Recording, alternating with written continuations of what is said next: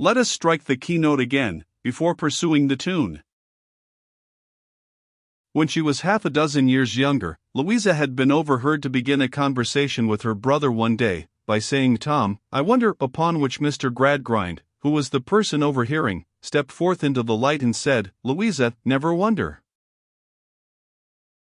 Herein lay the spring of the mechanical art and mystery of educating the reason without stooping to the cultivation of the sentiments and affections. Never wonder. By means of addition, subtraction, multiplication, and division, settle everything somehow, and never wonder. "Bring to me," says M'Coquomchild, "yonder baby just able to walk, and I will engage that it shall never wonder." Now, besides very many babies just able to walk, there happened to be in Coketown a considerable population of babies who had been walking against time towards the infinite world, 20, 30, 40, 50 years and more. These portentous infants being alarming creatures to stalk about in any human society, the 18 denominations incessantly scratched one another's faces and pulled one another's hair by way of agreeing on the steps to be taken for their improvement, which they never did, a surprising circumstance, when the happy adaptation of the means to the end is considered. Still, although they differed in every other particular, conceivable and inconceivable, especially inconceivable, they were pretty well united on the point that these unlucky infants were never to wonder. Body number 1 said they must take everything on trust.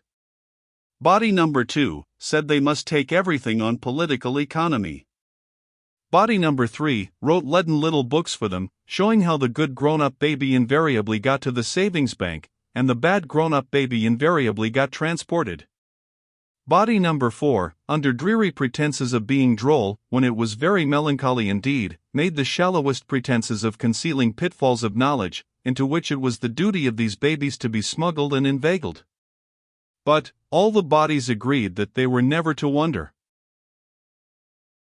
There was a library in Coketown, to which general access was easy. Mr. Gradgrind greatly tormented his mind about what the people read in this library, a point whereon little rivers of tabular statements periodically flowed into the howling ocean of tabular statements, which no diver ever got to any depth in and came up sane. It was a disheartening circumstance, but a melancholy fact, that even these readers persisted in wondering. They wondered about human nature, human passions, human hopes and fears, the struggles, triumphs and defeats, the cares and joys and sorrows, the lives and deaths of common men and women.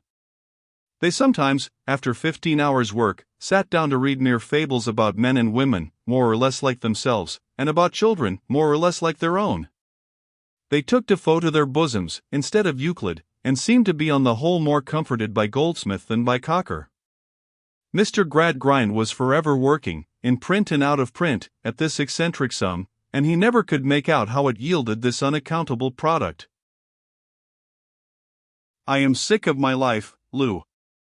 I hate it altogether, and I hate everybody except you," said the unnatural young Thomas Gradgrind in the hair-cutting chamber at twilight.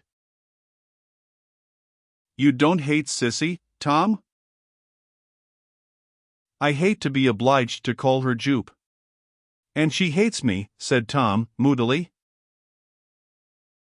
"No, she does not, Tom, I am sure." "She must," said Tom.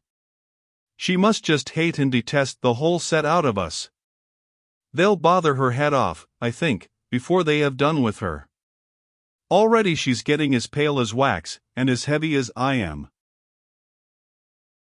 Young Thomas expressed these sentiments sitting astride of a chair before the fire, with his arms on the back, and his sulky face on his arms. His sister sat in the darker corner by the fireside, now looking at him, now looking at the bright sparks as they dropped upon the hearth. "As to me," said Tom, tumbling his hair all manner of ways with his sulky hands, "I am a donkey, that's what I am. I am as obstinate as one, I am more stupid than one, I get as much pleasure as one, and I should like to kick like one." "Not me, I hope, Tom?" "No, Lou, I wouldn't hurt you. I made an exception of you at first. I don't know what this jolly old jaundiced jail," Tom had paused to find a sufficiently complimentary and expressive name for the parental roof, and seemed to relieve his mind for a moment by the strong alliteration of this one, would be without you. Indeed, Tom? Do you really and truly say so? Why, of course I do. What's the use of talking about it, returned Tom, chafing his face on his coat sleeve, as if to mortify his flesh, and have it in unison with his spirit. Because, Tom, said his sister, after silently watching the sparks a while, as I get older, and nearer growing up, I often sit wondering here, and think how unfortunate it is for me that I can't reconcile you to home better than I am able to do. I don't know what other girls know. I can't play to you, or sing to you. I can't talk to you so as to lighten your mind, for I never see any amusing sights or read any amusing books that it would be a pleasure or a relief to you to talk about, when you are tired. Well, no more do I. I am as bad as you in that respect, and I am a mule too, which you're not. If father was determined to make me either a prig or a mule, and I am not a prig, why, it stands to reason, I must be a mule. And so I am, said Tom, desperately. It's a great pity, said Louisa, after another pause, and speaking thoughtfully out of her dark corner, it's a great pity, Tom. It's very unfortunate for both of us. Oh. You, said Tom, you are a girl, Lou, and a girl comes out of it better than a boy does. I don't miss anything in you. You are the only pleasure I have. You can brighten even this place, and you can always lead me as you like. You are a dear brother, Tom, and while you think I can do such things, I don't so much mind knowing better. Though I do know better, Tom, and am very sorry for it. She came and kissed him, and went back into her corner again. I wish I could collect all the facts we hear so much about, said Tom, spitefully setting his teeth, and all the figures, and all the people who found them out, and I wish I could put 1,000 barrels of gunpowder under them, and blow them all up together. However, when I go to live with old Bounderby, I'll have my revenge. Your revenge, Tom? I mean, I'll enjoy myself a little, and go about and see something, and hear something. I'll recompense myself for the way in which I have been brought up. But don't disappoint yourself beforehand, Tom. Mr. Bounderby thinks as father thinks, and is a great deal rougher, and not half so kind. Oh, said Tom, laughing, I don't mind that. I shall very well know how to manage and smooth old Bounderby. Their shadows were defined upon the wall, but those of the high presses in the room were all blended together on the wall and on the ceiling, as if the brother and sister were overhung by a dark cavern. Or, a fanciful imagination, if such treason could have been there, might have made it out to be the shadow of their subject, and of its lowering association with their future. What is your great mode of smoothing and managing, Tom? Is it a secret? Oh, said Tom, if it is a secret, it's not far off. It's you. You are his little pet, you are his favorite, he'll do anything for you. When he says to me what I don't like, I shall say to him, my sister Lou will be hurt and disappointed, Mr. Bounderby. She always used to tell me she was sure you would be easier with me than this. That'll bring him about, or nothing will. After waiting for some answering remark, and getting none, Tom wearily relapsed into the present time, and twined himself yawning round and about the rails of his chair, and rumpled his head more and more, until he suddenly looked up, and asked, Have you gone to sleep, Lou? No, Tom. I am looking at the fire. You seem to find more to look at in it than ever I could find, said Tom. Another of the advantages, I suppose, of being a girl. Tom, inquired his sister, slowly, and in a curious tone, as if she were reading what she asked in the fire, and it was not quite plainly written there, do you look forward with any satisfaction to this change to Mr. Bounderby's? Why, there's one thing to be said of it, returned Tom, pushing his chair from him, and standing up, it will be getting away from home. There is one thing to be said of it, Louisa repeated in her former curious tone, it will be getting away from home. Yes. Not but what I shall be very unwilling, both to leave you, Lou, and to leave you here. But I must go, you know, whether I like it or not, and I had better go where I can take with me some advantage of your influence, than where I should lose it altogether. Don't you see? Yes, Tom.